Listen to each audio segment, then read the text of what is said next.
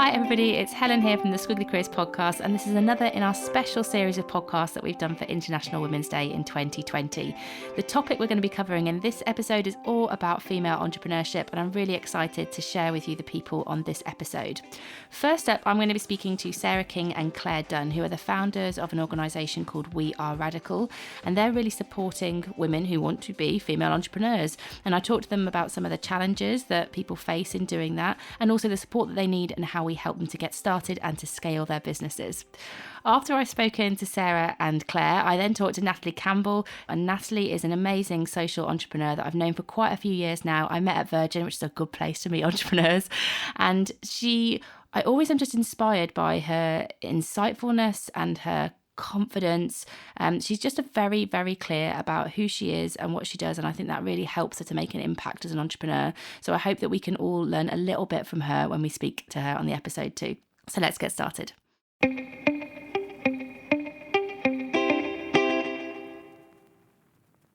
Hi everyone, and welcome back to the Squiggly Careers podcast. I'm Helen Tupper. I'm one of the co-hosts of the Squiggly Careers podcast, but today I'm not joined by Sarah. Instead, I'm joined by two other people. Oh, actually, I am joined by Sarah. You are. Amazing. I've replaced my business partner with my old manager, everybody. Dun, dun, dun. So welcome to the podcast, Sarah King and Claire Dunn. Thank you. Hey, thanks for having us. Oh, pleasure. I feel like I should probably go back to the old manager bit. So Sarah managed me how many years ago? Oh, do we need to go there? Okay, a few years ago, and was a really, really, really good manager. One that we call a growth mindset manager, so embraces people's learning and potential. So I'm glad that our Squiggly Careers have brought us back together if we ever weren't together at any point. I know. It's really exciting, actually, to kind of see where our careers have gone, and now we're both on this entrepreneurial path. So it's amazing to be here recording with you.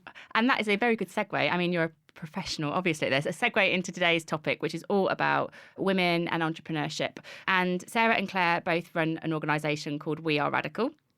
So can you tell us a little bit about what that organisation does and how you came to form it, and maybe why together you came to form that? Yeah, absolutely. So we've both set up 3 businesses individually. We kind of met on LinkedIn about 18 months ago. That's brilliant. You met on LinkedIn? Yeah. Mm-hmm. Okay. Who got in touch with who? I think Sarah reached out to me. We live half a mile apart. We'd kind of worked in the same circles in Nottingham, had never come across each other. Turned up for a coffee, and an hour later, we kind of put the worlds to rights. I mean, that's a dangerous LinkedIn connection, isn't it? It is. I think by the end of that hour, we were like, I think we might need to start a business together. 2 months later, we had. Yep. Yeah. Oh, my goodness. Yeah. So it's been quite the journey. And we kind of have this mutual frustration, perhaps, with the way that female entrepreneurs are supported in the UK. So over a cup of coffee, which would then grow into a glass of wine, which then grew into a shoffice. And Bottle of wine.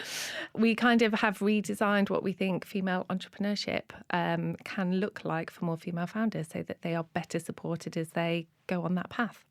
And so in terms of that better support, why do female founders, do they need more support than male founders? What are some of the barriers that they face? So we see a few trends that come through when we look at the barriers that women face. The first we like to call perfectionitis. Mm-hmm. So in the same sense that women tend to look at a job description and they'll go, oh, I can get 88% of that, but I'm 12% missing, so I won't go for it. Whereas guys look at it and go, nailed it, 40%. Basically, I'm a shoo-in. Women tend to approach setting up their own businesses in the same way. So they tend to take a long time to prepare. They want their ideas to be really fully formed. They want to know the answers to everything before they put it out and share it with the world. And so it just creates a lag in terms of, I've got an idea, but this is the point that I'm going to share it. This is the point that I'm going to kind of expose myself and tell other people about it. And so that's one of the areas we think that's one that we can really help by sharing each other's stories. We can help to overcome that. Second one is we see more and more women designing multi-hyphened lives. Okay. Oh, lovely Emma Gannon. Yes. We love Emma.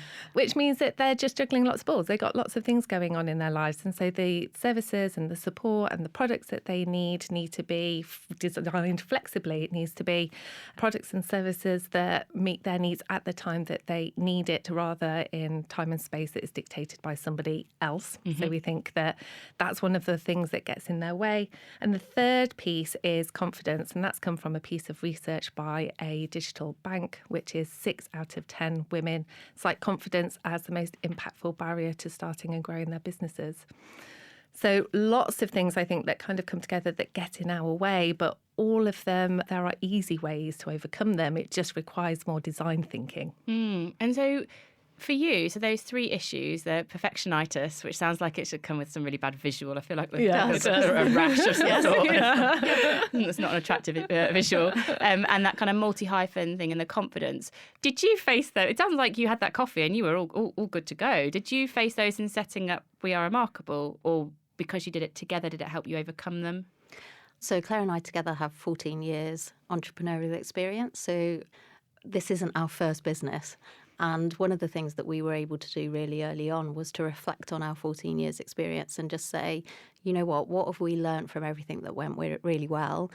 But what have we also learned from the times that were really difficult and the things that we found hard to do? We then also, we hadn't co-founded a business before, so we spent time with people who had co-founded businesses, people who had done that successfully and not successfully, and said, what should we have in mind? How can we design this well so that we're working together? I know you and Sarah have known each other for years. Yeah. We kind of haven't got that. So we were very deliberate in the way that we designed our startup. So I think all of that testing and learning we were able to do through our previous businesses meant that we were actually able to hit the ground running. And one of the things we talk about a lot is how can we help female founders to shortcut the learning?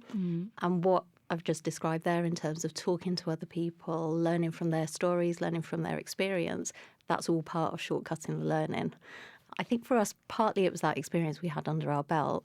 We're also, I guess, again, the same as you and Sarah, we're very driven, we're very ambitious, we love what we do, and we're hugely motivated, I guess, by the fact that we look at the system and go, you know what, this system isn't working for a huge proportion of the population. So let's not sit about and just complain about it. Let's figure out what we can do differently to support women as they're considering entrepreneurship, as they make the leap, and then as they're growing and scaling their businesses. And I find it really interesting what you talked about, the amount of experience you've had as entrepreneurs and the extent to which you started businesses. And I'm going to say the word fail, but I don't kind of mean it, because the insight from a business that hasn't gone where you wanted it to go then informed the next one, and you kind of have this cycle. How important do you think that I've started, I've reassessed, it's not quite right now, I'm going to start something else, that kind of like almost like an iterative process rather than this thing I'm going to start is going to be my everything forever and I'm going to pile it with pressure? Yeah, really important. And actually, when we've reflected on the businesses that we've started and some we've folded, others are still going. So I first started my first business. Lots of, one of my biggest learnings from that business was being really clear on what you're bringing to the business and what your roles are. So being really clear on, I'm great at this, and so let me bring this into the business, and you're great at this, so you bring this to the business, which then helped when we were establishing We Are Radikl as this is where I can bring some wealth and depth of expertise, and I don't operate so well over here, and you do, so let's bring you in here. So I think you can bring all of that learning in, and it just helps bolster the new idea, and you get to answers more quickly. Just come back to the co-founders piece again, because I find Sarah and I often get a question like, how did you find each other? Yes. And we're like, we were just sort of friends, and then we liked similar things and we talked to each other and we started a side project and it grew from there. And people are like, I can't really replicate that. Yeah, that's a tricky thing to kind of replicate. But you found each other. You did find each other on LinkedIn through a shared passion. Yeah. And so are there any tips for people finding a co-founder? Like, did you kind of go, we've got the same thing, or we've got different strengths and skills, and together that makes something that's sort of greater than the sum of the parts? I think it really started from shared passion and experience. So we didn't arrange to have a coffee because we were thinking, hey, I'd like to find a co-founder. Yeah. We just talked about the experience that we'd had pivoting out of our corporate careers, then the support that was available. And as Claire described, support that was available in a very flexible, accessible way versus you need to sell your soul to this accelerator or incubator. Yes. And so it was through that shared experience. And I guess because we were so passionate about that experience and the fact that during all of our years of entrepreneurship, other women would approach us and say, how did you have the idea? How do you set up? Do you register for VAT? What does that look like? What the hell is GDPR? We kind of went, there's all these women, 75% of women in the UK start their businesses from home. So you've got lots of women across the UK at their kitchen tables trying to figure out this stuff alone. And we just very clearly and passionately recognise that as a problem because we'd experienced it ourselves. And before we knew it, we were kind of into problem-solving mindset around, wouldn't it be great if? What if it looked like this? What if it looked like that? And it was almost as though once we'd opened the lid on that conversation, we couldn't ignore it. We just kept coming back to it. It's kind of shared passion, shared experience. And then importantly, and I know you talk about this a lot in the book, but although we bring different skill set to our business, we've just got very clear shared values. Our work ethos is similar, which I think is really important. I agree. Kind of this sense of there's inequality that we want to address. The playing field should be more even. And yes, there are lots of reasons for that, but quite simply, it's unfair that it's not. So let's work to solve that. So we've got these shared values that just fuel us the whole time. So it sounds like, I don't think you'd have a co-founder checklist, but if you did, and I do like a checklist. Me too. Yeah, so let's get this checklist together. So do we have shared passions? Yes. Yeah. No. Do we have a desire to make a difference and change the status quo? Yeah. Yes. No. Do we have shared values? Believe in the same things? And have we got a similar work ethic? Yeah. And if you've got those things, you've potentially got the ingredients for something good to happen between you. I think And the a sense of humour. That's exactly got what you. I was just going to say. I mean, Sarah and I don't have that, so No. we're blatantly flawed as founders. We spend a lot of time laughing and a lot of time just, because entrepreneurship isn't an easy career path, and we find ourselves laughing to the point of tears sometimes, where it's partly pressure relief, but it's also just, if you're not enjoying it, then part of choosing entrepreneurship as a career is often, and certainly for us, about saying, you know what, it's not quite working for us in the corporate system, so let's design a work life that does work for us. And whoever said that work should be miserable? Yeah, it's Right. I had this amazing moment with Sarah about 3 or 4 weeks ago. So we're obviously 3 or 4 weeks ago, in the height of the book just coming out, like events all over the place. I think Sarah had been in like Manchester and Leeds, and she'd been all over, and I'd been doing a lot in London, and I was a bit tired. And I think can't quite remember, but I think I was a bit tired. I think it might have been a Friday, and something had maybe gone wrong that day. There's all that kind of stuff. Yeah. And I was walking through King's Cross Station, and I think I had my head down because I was thinking about something and thinking about, I don't know, whatever was going on. And Sarah, I passed her at King's Cross Station. It was the weirdest thing. And then and Sarah's not a hugger, so like at all. But we stopped at King's Cross Station. She's like, hey, and she gave me a hug. And then she pretty much just went on her way, and I went on my way. But I was like, oh, that is like to know that you've got in your co-founder, and obviously there are lots of businesses that you can, start and scale successfully on your own as well. But I can only talk about having done it once with somebody else. Yes. Yeah. But to have somebody else in the brilliant times where you can laugh and be like, amazing, we did it. I can't believe we did it. Yeah. And in the times where you're like, crikey, this is tough. Yeah. And to see that person at King's Cross or in your office or on WhatsApp, wherever you are, and have that person be like, I get it, just rant, I'm with you. Yeah. We'll move on together. Yeah. It's like, it's invaluable. It really is. And we found in the community space that we've created, it's exactly that. So you can, if you are a solopreneur, I hate that word, but if what you should are we call it instead? just a female founder. Okay, brilliant. If you are a From now female on. founder and you don't have that person who just gets it, who just understands what a crappy day looks like or what a great day looks like, and you're still sat there at your kitchen table cheersing your cat with a cup of tea.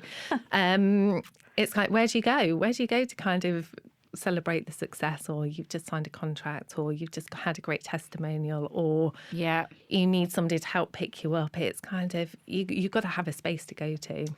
On the we think more women should consider co-founding. Okay. That's a very definitive point. Yeah. On other definitive points, can you have a We Are Radikl lexicon for entrepreneurial terms? So it sounds like we should get rid of solopreneur. Yeah. Can we also put in, I feel like this is like a room 101 type thing. Yeah, let's go for it. Girl boss. Yes. Oh, Not yes. fun. Okay. Brilliant. You've hit a hot topic there, Helen. Okay. Open Pandora's box on this hot topic. Shall we go there? Yeah. So, a very well-known high street brand. Yes. They have just released their March-April health and beauty publication. I was in my local Boots. I saw it on the side and saw the headline and thought, oh, incredible. They're doing something on female entrepreneurship. 4 or 5 incredibly talented, skilled, passionate, courageous, resilient women. Their stories are featured within the magazine. And then on the front cover, the copy reads, learn about their businesses and what makes a great girl boss, or something like that. And they use the term girl boss. And honestly, Helen, my heart just sank because I just thought, oh, come on, this is all part of the issue around we're not validating women who are making this leap. There's this sense of it's kind of patronising. And, you know, on the other hand, we get it. Girl boss, you know, as a hashtag, it's one that's worked. We get that a lot of the narrative around entrepreneurship is very masculine. So if I look for stories of entrepreneurs, I'll probably have to look harder to find a story about a female founder.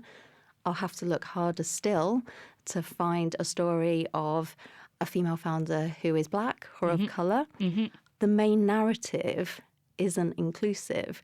And we think that girl boss has kind of been adopted as a term where for some women it's kind of, right, I need to find a different term, let me use that. But actually, I think for big brands, they have such an incredible opportunity to just refer to us as entrepreneurs. Yeah. As female founders. Female founders. If you want to mark it out because you're trying to make a point around women running businesses, female founders for me sits really, really well. Yeah. Girl boss just makes it feel like I'm playing. Exactly. And that's the issue. And if a really well-known brand like Boots thinks we're just playing at this, then what message does that put out into the world? Yeah. It was really interesting. My daughter sometimes comes into the office and she sits with us and she's building her own brand and her own business. And she said to us, I think Girl Boss is great. And I was like, yeah, but you're 10 and I love that you think it's great. But we're not 10. Yeah. You actually are a girl boss. Absolutely. Yeah. And that's brilliant allowed. for you. Yeah, we want this right now at age 10. Yeah. It's... I think it's just about recognising women and that what we are doing in creating our businesses, we might take a different approach, but that doesn't mean that approach isn't valid. Yeah. So that girl boss, it's With a bit you. of a hot topic for I us think you at the could moment. crowdsource some other terms that we need we to would love that. let's do it together. Yeah, let's do it. When this podcast comes out. Yeah, Okay. absolutely. Right. Okay. We're on it, everyone. Do it. Disempowering language Love that it. holds women back at work. Properly. On it. So another thing that I think in terms of female entrepreneurship and female founders that I think can hold people back is getting investment to scale businesses. And I've had a few conversations about this, and some of the insights that I've got to are about sort of, some challenges with women's relationship with money sometimes, but also like the biased market towards funding female founders. And so I don't kind of want to blame it all on the market, because I do think women's confidence with financial conversations and their worth also plays into it. What's your perspective on women getting investment, what we need to do to accelerate it? Yeah. So let's peel this right back to look at the issue. So I've got some numbers for you. So less than 1p in every pound that's invested in the UK goes to a female-founded business. Okay, so less than a penny in every pound. 10 pence goes to mixed-gender founded businesses, 89 pence to male-founded. Okay, so fundamentally, the playing field is uneven. And as I mentioned earlier, for us, that's enough of a motivator to really say... rubbish piggy bank, isn't it? Oh, right, that's... exactly. Right, exactly. It's like we get this tiny little one over here and look at that great big piggy bank. And it's like, okay, that's inequality. So why would you not want to solve that just for the sake of solving an inequality issue? But what we find is that a lot of the system needs to find a reason to solve it. And the reason through the Alison Rose report, which was published about a year ago, which the government have responded to, the kind of driver there is actually if women were found in businesses at the same rate and therefore accessing investment, there's a £250 billion opportunity, revenue opportunity for the UK economy. So it's like, okay, so if we can't solve this just for the sake of solving inequality, let's look at the revenue driver. Okay, great. So there's a big opportunity there for the UK economy. But what we found recently, we've been talking to a number of the more traditional organisations in that financial ecosystem, and we've tried to talk to them about what some of the issues are. And what we've heard time and time again is, what's wrong with the women? Why aren't the women accessing finance? We've got products and services out there, so where are the women? And we've tried kind of flipping that and saying, actually, we think a bit more self-reflection is needed. You know, the reality is if a system is designed by a group of people and that group of people is homogenous, they all look the same, then intentionally or not, they will design a system that works for them and for their needs. We know that in the UK, only about 14% of angel investors are women. So women haven't been involved in designing that system, and therefore the system doesn't work for us. And so we think that in terms of investment, you know, and we're seeing this happening in the UK, we're seeing it happening in other countries as well. But there's just a need to disrupt it all and to say we need more representation. And, you know, women of colour, women generally, women with different disabilities, let's just make representation something that is discussed. So is it that the women aren't having the conversation, or they're seeking investment, but they're just not getting the yes because it's a biased system? So one of the things we found through our community, and also some research that's been carried out from one of the digital disruptor banks, is this idea that confidence is a big issue, and confidence impacts the actions and behaviours that you take. If I'm not recognised, I don't recognise myself in that investment ecosystem, then why on earth would I even go there to seek support? Got it. What we're observing is that women are incredibly good at bootstrapping and going, all right, okay, I'm not going to be able to access investment from there. Right, what are my other options? How else am I going to make this business work? Really effective problem-solving skills. But actually what we need to do is kind of make us more seen within that system. We found within our community that when you create a safe space for a female founder to show up and say, this is what my business is about, and I'd really like to understand ROI better, return on investment better, and is it okay for me to show up and say that I don't know what that means? And to get a response that isn't judgy, that isn't kind of, well, hang on a minute, you're running a business, you really should know this. That actually, once you break through that confidence barrier, the conversations do take place. But you have to create that safe space. Yeah, I can definitely see if you could pitch your business in a way that you didn't feel like you were being interrogated or judged, and that it was a supportive conversation, and a conversation, not a confrontation, I think more people would show up. Yeah. And it's interesting. So recently we've seen how important language is. So rather than talking about you need to come and pitch your business, it's come and tell us the story of your business. That can go in the glossary. Yes. It's not about pitches, it's about stories. Yeah. Right. Yeah. And suddenly just that subtle shift in language means, oh, well, yeah, I'm really passionate about my business. So, let me come and tell you the story. Yeah. Whereas if I have to come and pitch to you, does that mean I'm going to fail or succeed? What's the story of my business? Right. That's very different to, can you pitch to an investor, isn't it? Just psychologically. Yeah, it becomes rather than a binary, you've either got this right or you've got this wrong. And we find there's lots of validation of, did I do that okay? Was that the right thing? Have I got that right? Yeah. It's just tell the narrative. Just tell us how you got there and why you care about it and who you talk to and how you serve them.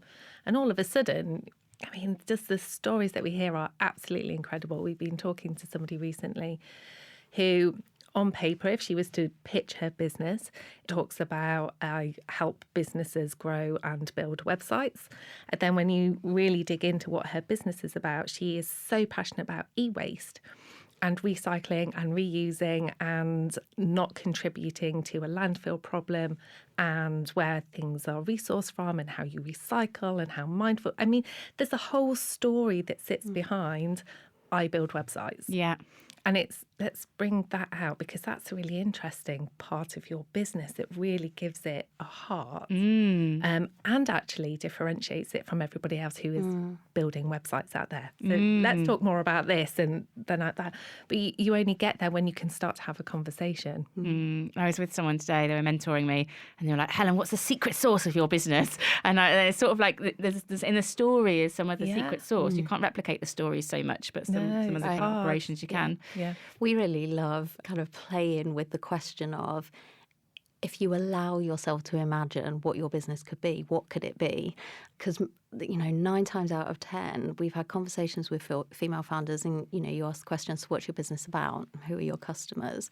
And you get a response every single time when we then follow up with, okay, so if you allow yourself to imagine what this business could be and its impact, what does that look like? And without fail, you suddenly see this like spark and this leaning in and this passion that comes through. But I think that's because we make it okay for that passion to be shown and to tell the story behind the business model, which again is not, different support programs we've been through. It's kind of, what's the business? What's the problem? And it's kind of, actually, no, tell me the story behind it. Tell me why you're passionate about it, why you get excited about it, what change do you want to see in the world? And it just allows that. It's easy to fall into, someone else said to me recently, I'm getting a lot of mentoring at the moment, someone else told me about, it's quite easy to fall into like a shopping list kind of trap. So you sell what your company can do and you're like, so we can do websites and we can do newsletters and we can do some design, and you're like, okay, but like to your point around it's about eco or changing the world. So it would be really good to get from both of you a piece of advice. So I'm trying to think, if there is a woman listening to this, I hope there is at least one.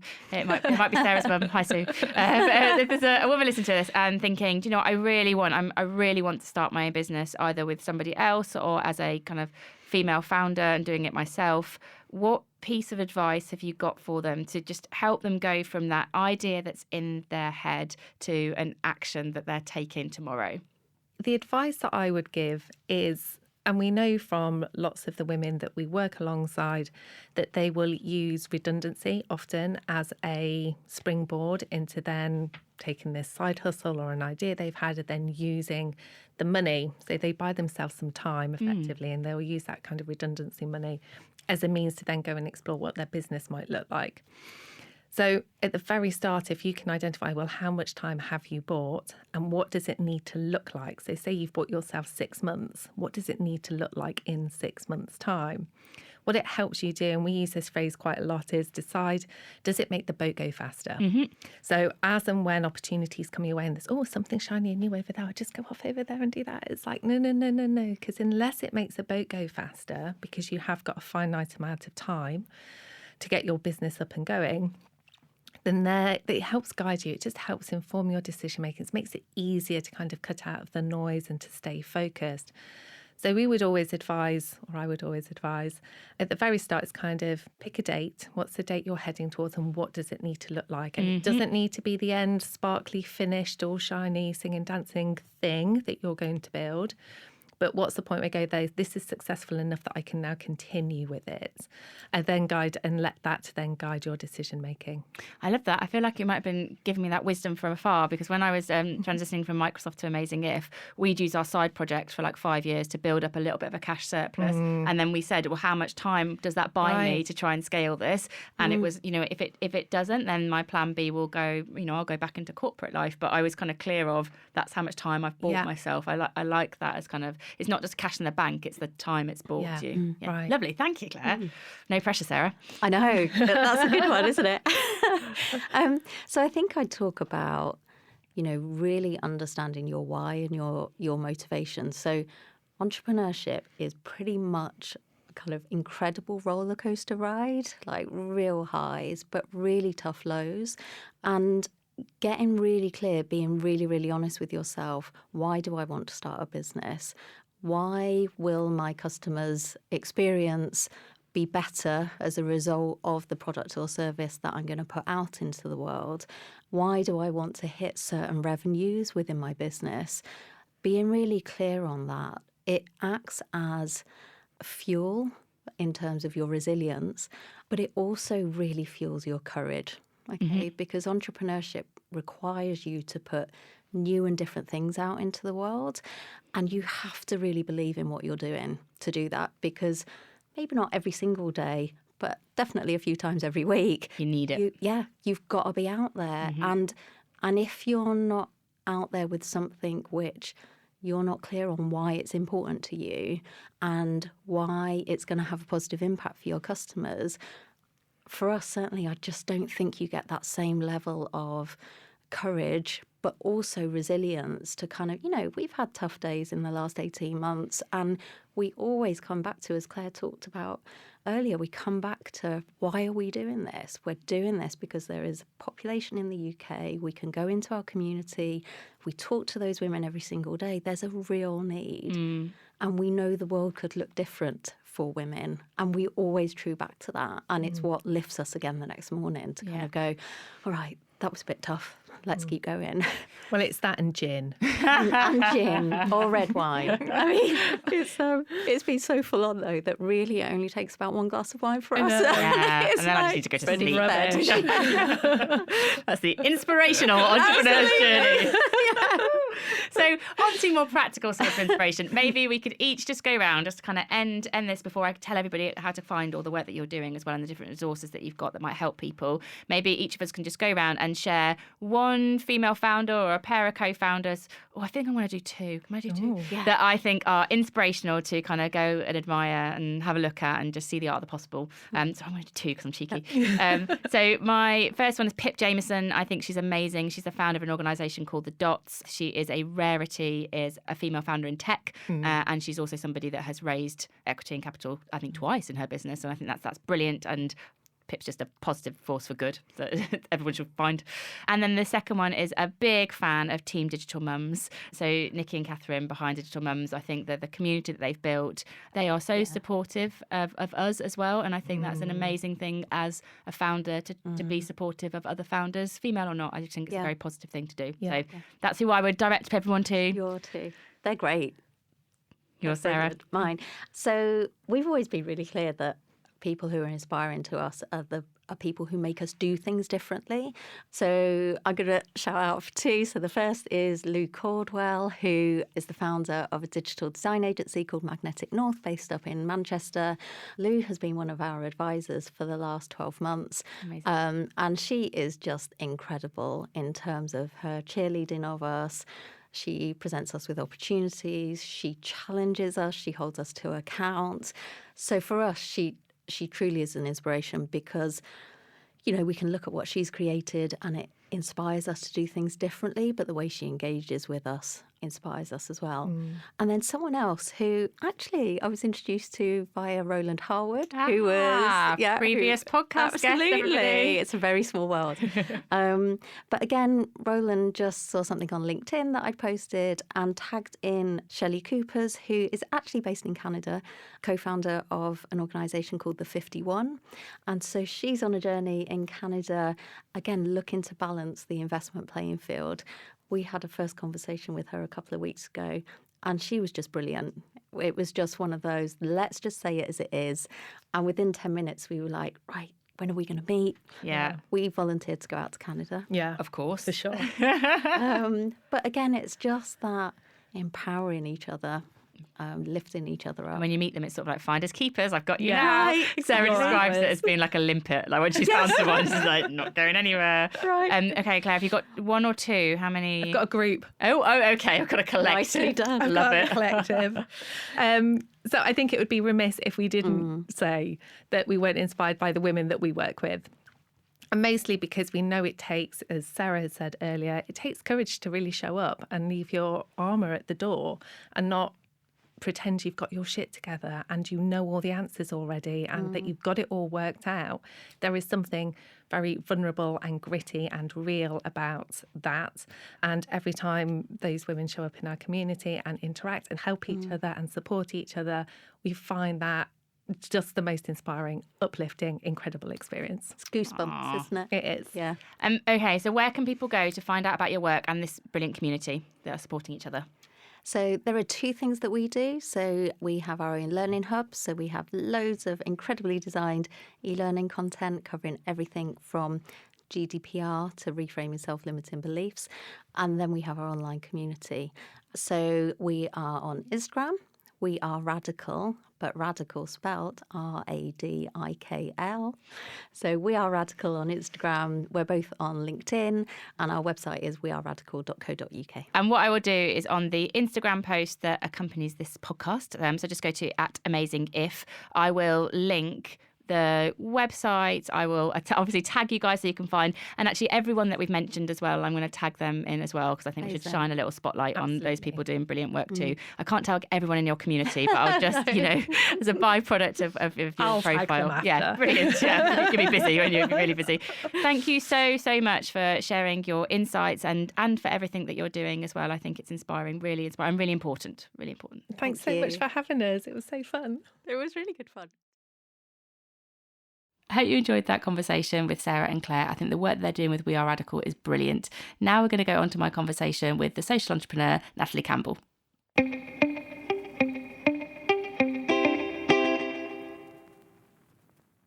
Hello, everyone, and welcome back to the Squiggly Careers podcast. I am Helen. I'm one half of the normal hosting team of the Squiggly Careers podcast.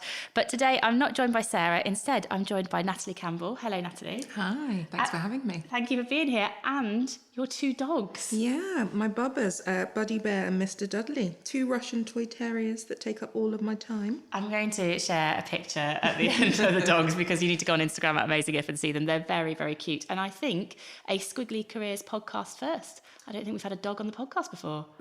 Pioneer, just call me a pioneer. So we are actually talking about women in entrepreneurship, where you are definitely a pioneer in that sense, but also a pioneer in bringing dogs on the podcast. I don't know which one is going to be higher up there. So let me briefly introduce Natalie for you, but not because there's not lots to introduce, but because I really want to get into all of Natalie's wisdom on being a woman and entrepreneur. So Natalie is an award-winning social entrepreneur, a broadcaster, and also an author. Amazing list of things. It's like the dream mixture. And Natalie and I first met at Virgin in 2014, maybe. We were young people then. Pre-dogs, Yeah. pre-children. Yeah, it feels like a world away. It does. Yeah. I can't remember why we first chatted. So I was at Virgin as head of Insight, and were you working with Virgin Unite? Yes, on the entrepreneurship program. I think I was just stalking people, which is part of what you do as an entrepreneur. You're like, who's that interesting person? I think we bumped into each other in the lunch queue, and we started sort of chatting away, and you told me about what you were doing and your side hustles, and yeah, I grew from there. And Natalie talked about the business that she'd founded, which is called A Very Good Company. And I thought it was so interesting, the work that you were doing. And I think and then since then I've kind of sort of stalked Natalie from afar. Oh, do you know what? Admired. That is a better word. Admired is a much better word. And you are a co-host, the broadcasting part of things, a number of things, but I guess at the moment, most significantly, Badass Radio. Yeah. So, and again, that's part of the entrepreneurial journey. But Badass Women's Hour started off as an event, moved to a podcast, and then became a radio show on Talk Radio. So national broadcast every Saturday night at 7:00. It's very cool. We've been on twice, I think, in different capacities. So can't get rid of me, Natalie. And in this podcast, we really wanted to dig into this topic of women in entrepreneurship. And there was some research that I came across. The Centre of Entrepreneurship and Barclays looked at some research that showed that businesses founded by women are more likely to scale sustainably because they work towards more controlled and profitable growth over the long term. They're less focused on exit, so kind of short-term returns in order to exit, and they prefer to reinvest their profits. And I just thought that was really interesting, that sort of long-term success of businesses scaling sustainably, the research seems to indicate that female-founded businesses are more likely to succeed in that context. And as somebody that's, founded a very good company and social entrepreneurship and all the things that you've done and businesses you've worked with, I wonder, is that your experience, your perspective? Yeah, well, so my first business was actually a Morgan clothing franchise. So Morgan was a 90s brand, heart logo. Some of you listening might be going, oh my goodness, I had a Morgan bag. Yeah. So that was my first business, and I funded that the traditional way. I went to a bank and got a loan. And I got a loan through what's then called the Small Firms Loan Guarantee Scheme. So I came to money and business in a very different way. For me, it wasn't a struggle to get 100 grand together. And I did that at the age of 20. I opened the shop when I was 21 in my last year of university. Fast forwarding to a very good company, I started that with a colleague that I worked with, Helen, and we bootstrapped it. Because it was a consultancy, realistically, it was just a case of us finding an office. That was when everything was cheap. Like, we had offices in Shoreditch that cost us a few £100 a month. Imagine. I know, right? The glory days. And we bootstrapped. So with every client that we got, we brought on a team, we built our infrastructure. But what I would say is that I have met lots of female founders who have decided to grow organically and reinvest their own money or do a family and friends round versus going off for large-scale investment. But equally, there are women that I'm meeting now that are like, do you know what? I want to build a business that goes beyond me, that is a household name and a household brand, and therefore I'm going to take investment. So when we think about Proper, as in the corn company, or we think about Resi, run by Alex and Jules, like they're all going for investment. I think the difference is they're not telling everyone about it. They're not saying we've raised gazillions. Sharmadean Reed, they're not saying they've raised gazillions, whereas I think men spend a lot of time saying we've raised this much, which is why we know they've raised X amount of money, because they then tell everyone. And it's interesting when you talk through your journey very quickly there about, we raised the money, we raised £100,000 and that was relatively easy. And then we started to scale a very good company and we brought people on. As somebody that is, scaling a company now, I don't think I find those decisions so easy. I feel like every person that we hire comes to me with a sense of pressure and a sense of risk about how quickly I have to grow the business in order to sustain me and the people that I then employ. When you talk about it very confidently, like that was actually quite an easy decision for you to make about securing additional investment and spending that on resourcing. Whereas I, as someone who's in the reality, there's risk and pressure. Did you feel the risk and pressure, or was something else going on in Natalie Campbell's mind? I think it's a bit of both.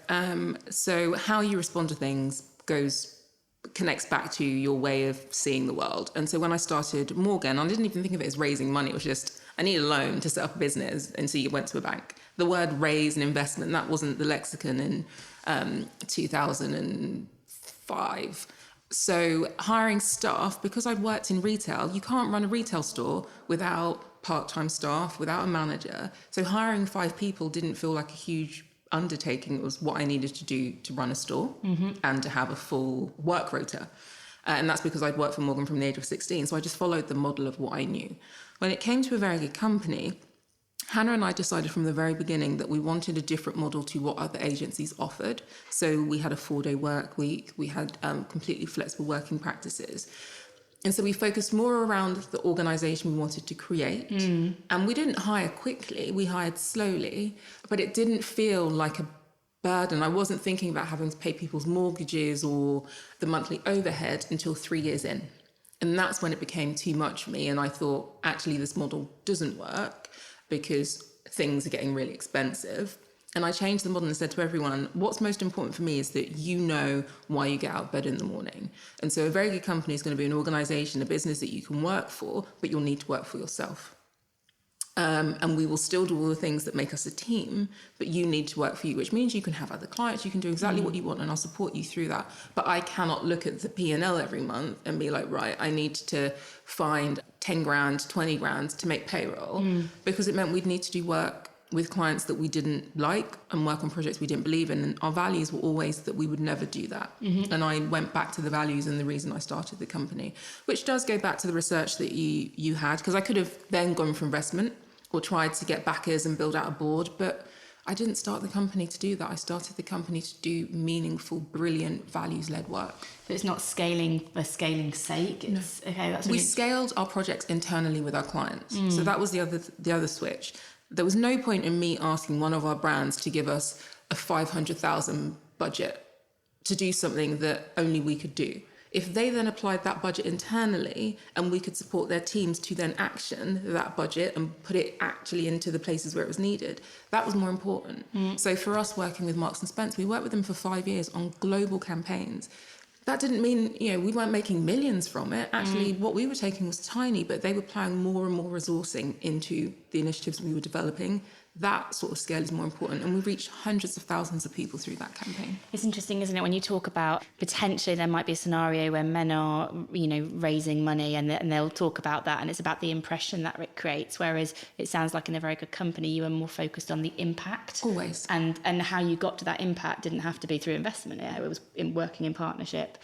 Do you think that you would have done A Very Good Company or been as effective in doing A Very Good Company if you hadn't done Morgan? Did it teach you things? Oh my God, yes. So anyone that's thinking about running a business, you won't get it right until business number 3. Uh-oh. But if you squiggly career it, if you've been an entrepreneur, which is, that's how I see you when we first met. If you've done it internally, for me, it's the same thing. Me setting up a Morgan, I was 20. So let's just say that's my first job, let's say. Don't worry if it's not your first sort of pure business. So I think there are lessons to be learned in every business about who you are as a leader, who you are as a manager of people, what you're willing to compromise on in terms of the values you bring to your business, your relationship with money. If you're scared of debt, good luck. So you need to have a really positive relationship with money. You need to be able to ask for what you're worth. What if your starting place is that you've not got a positive relationship with money, but you want to run your own business? You need to work on it. Because if you don't have a positive relationship with money, you will undersell yourself. You'll panic every time you invest in something. You'll panic in front of investors, and you'll never have a good night's sleep. Life is too short to not have a good night's sleep. Where do you think people can go to? Partly I'm asking for myself actually, but if someone's saying, I don't have the most responsible or great relationship with money, but I do want to run my own business, and fixing it is always a tricky word, isn't it? I want to invest some time in responding to this need. Where do you think people can go? Is it about mentors? Are there sources of wisdom? So it's all of the things that you would do to develop a good relationship with wellness or fitness or food. It's working out the core of the issue. And so, to be clear, so Morgan didn't work because the franchise owner, Morgan, went into administration, which meant we all had to close down. So I ended that business £50,000 in debt. When I was moving into my first job, I had £50,000 worth of debt, plus my student loan to pay off, plus all of my student debt. Yeah. So I was working 3 jobs just to pay that off. Now, if I didn't have a relationship with money, which was like, well, at least I did something useful, that would have crippled me. Yeah. Literally, I don't think I would have got out of bed. And so you really need to go back to the core of who you are, why you want to do something, what the money did or what the money will do, and then work out what your risk is. So to put it in the context of fitness, some people say, I just want abs. Okay, fine. Why do you want abs? How will you feel when you have the abs? It's all of those sort of mind process. And I think everyone needs to go through that conversation with themselves about money and understand what is the point where it's too far? What is the point where I will not sleep at night? And if the point where you will not sleep at night is owing 3 people £10 million and having an overhead bill of £500,000 every year, then maybe that's not the approach you should take to growing your business. But actually, if you're like, you know what? Money makes money, get on with it.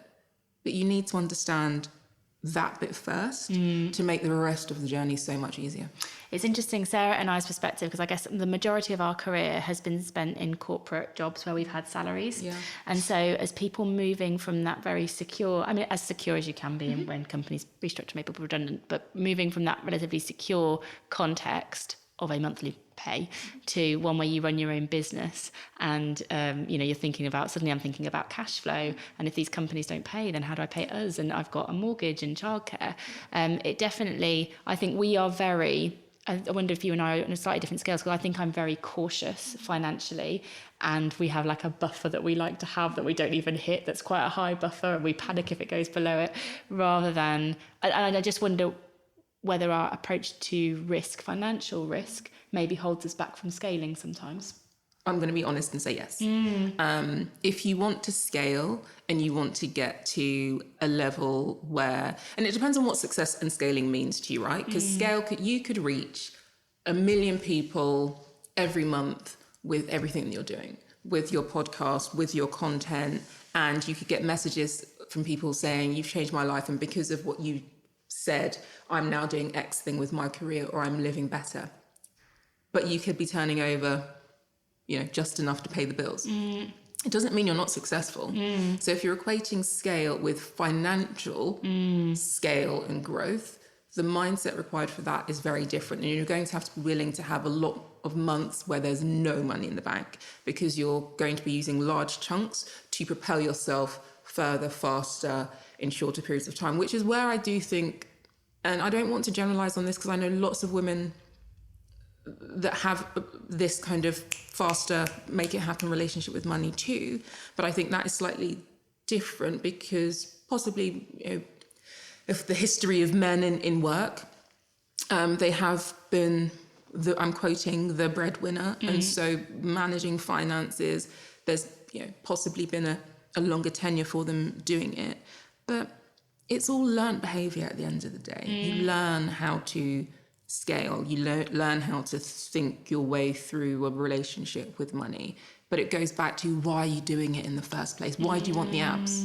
I think that's really, thank you for being so honest about the finances there. I think it's because I think it's a conversation that we need to have. I think your advice about really thinking about what does scale mean to you and what does success mean to you, and sort of using that as your rudder is really useful. For anyone that's listening and thinks, I could do with a little bit more support on that, we did a podcast a while back with Heather McGregor, which was she'd written a book about financial advice for independent women.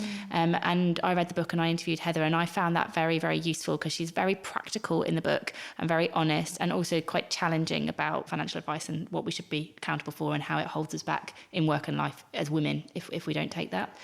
So just quickly to add some personal context to that. So I have a squiggly career. I go in and out of work and running a business and doing both, and board roles. And it's not, so I'm 36 now. I didn't get my act together around my money until 34.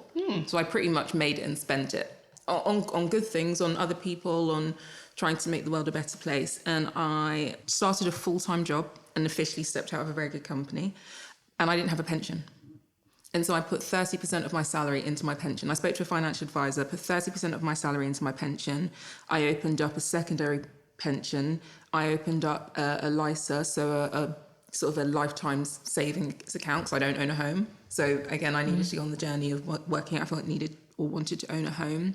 I have a fund. So instead of from a monthly salary thinking I really want this thing or I want to go away with the girls, I have a fund where once a quarter I can do whatever I want. I don't have to think about the impact on the monthly salary. And so I'm saying all of this, but it's taken me a long time to work out my own organisation around money and what I do with it and the long-term security. But the reality is, as an entrepreneur, I was never thinking about having a pension, because I always thought, well, I don't see myself not working. I can't not work. I can't not put things out there. And so I'm not worried about not having money. I'm worried about not doing something that I love. Yeah, because I think as an entrepreneur's mindset, it's, well, I can always make it. Always. I can find it. But actually, yes, again, back in the kind of corporate context, they make pensions and things quite easy for you. You know, they match fund you and they set all that kind of stuff up, and you get auto-enrolled. It's amazing. And then life insurance, I mean. It's amazing. It's gorgeous. And then as an entrepreneur, you're like, I should probably do that after the corporation tax and all that fun stuff. So you mentioned Hannah a few times, so business partner in setting up a very good company.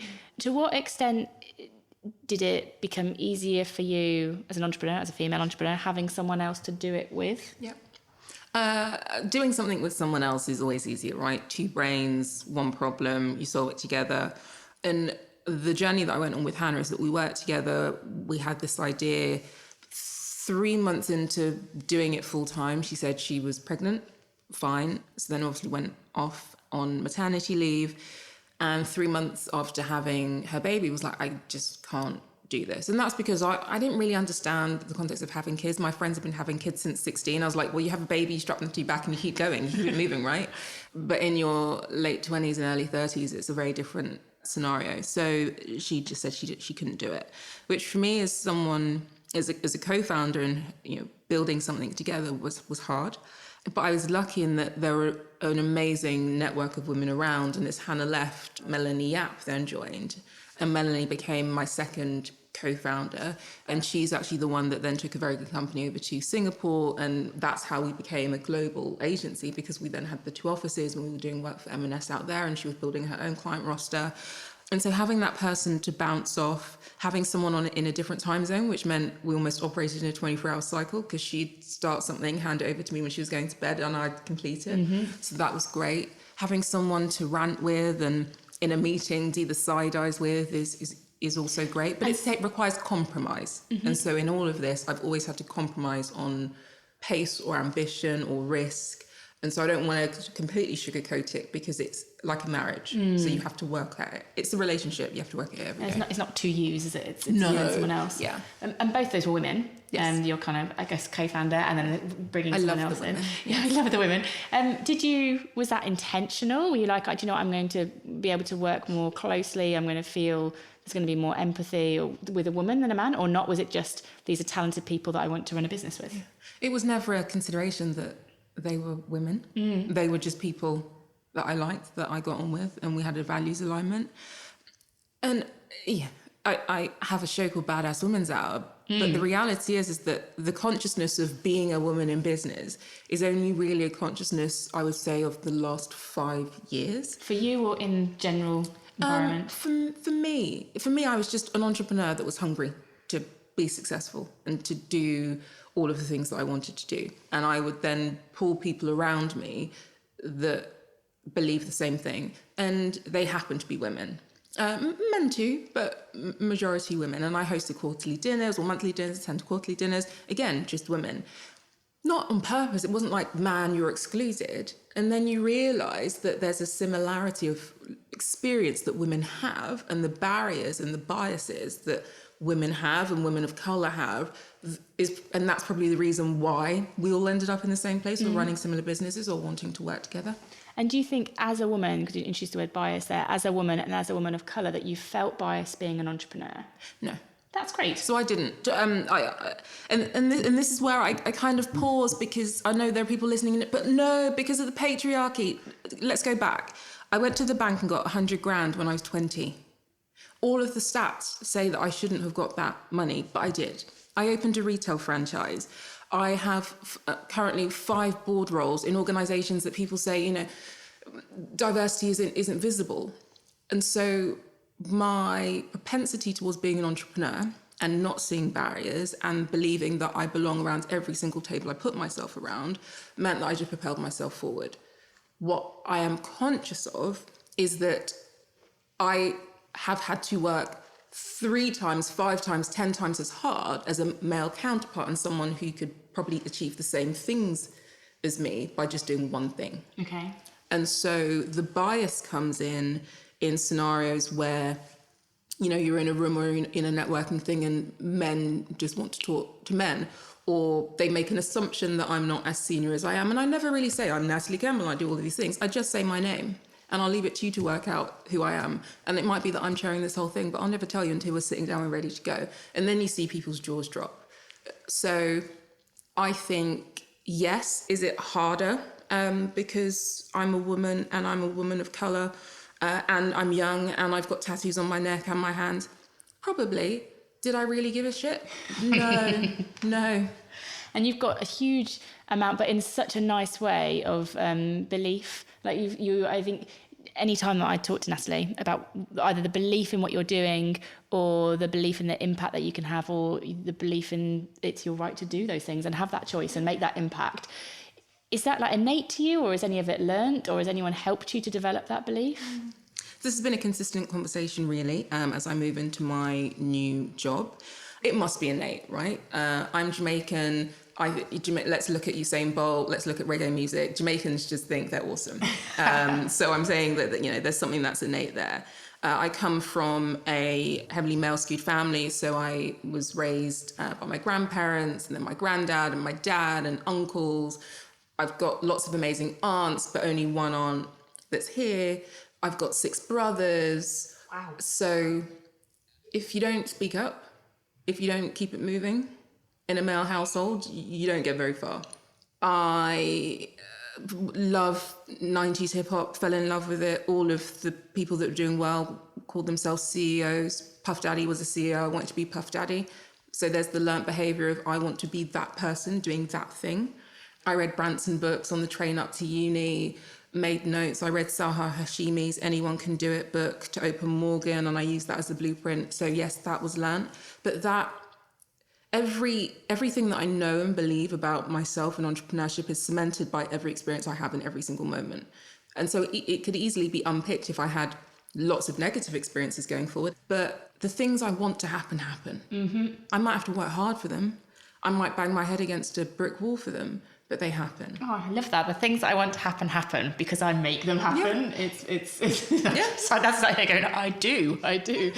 So maybe for, I am not Jamaican, I don't have 6 brothers, and I would imagine that some people listening don't have that either.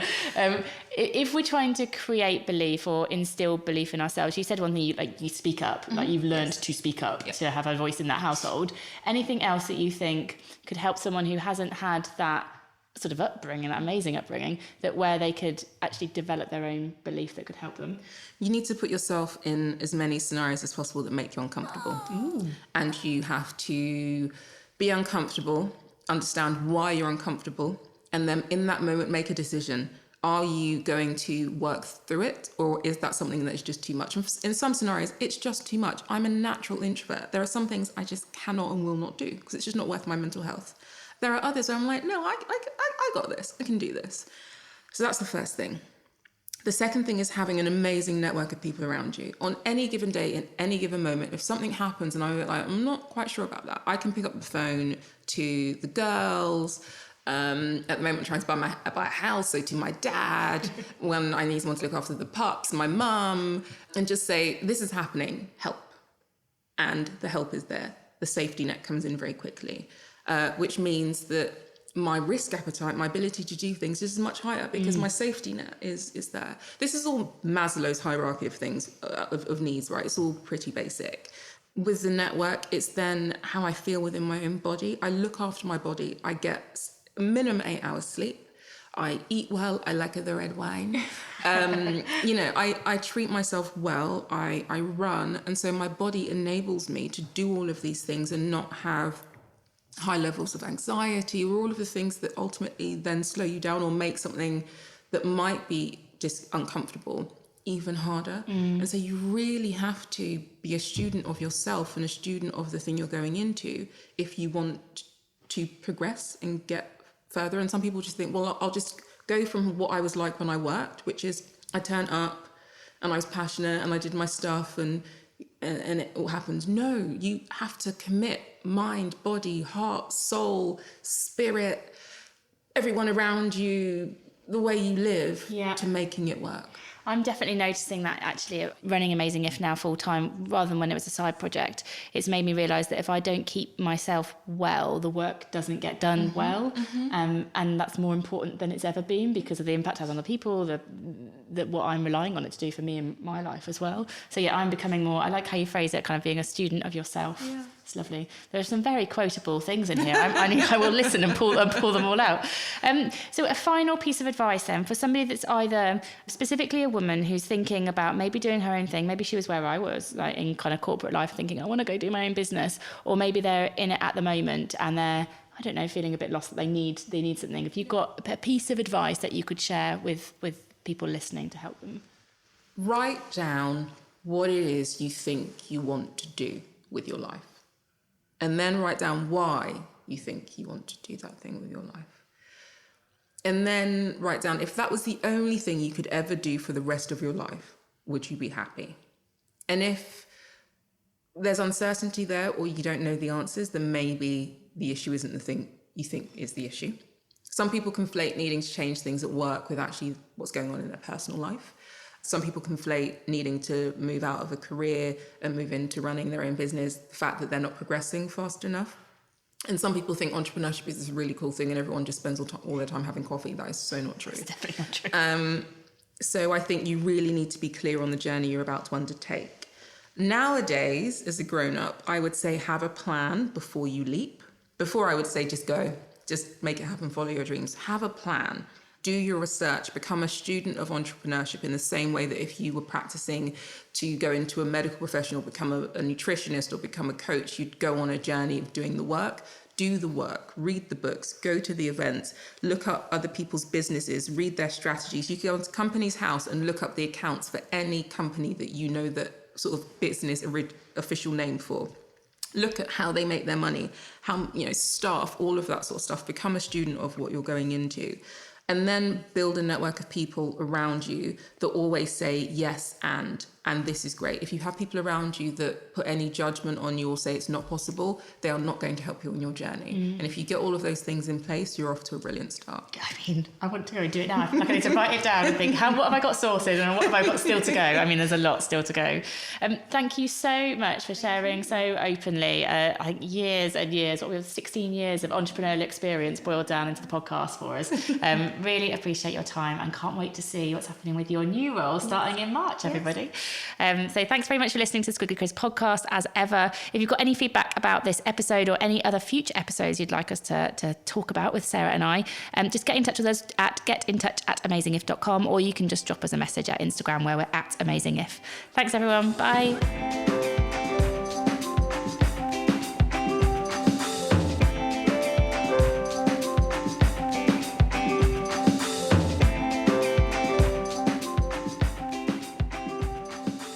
So we're at the end of this episode today. I hope you found the topic really interesting, and I hope if you want to start or even you're scaling your business, you've heard some things on this episode that can be really insightful and help you to take action. We'll be back with you tomorrow for our final episode of the series of podcasts we've been doing for International Women's Day, and tomorrow's episode is all about women who are changing the world.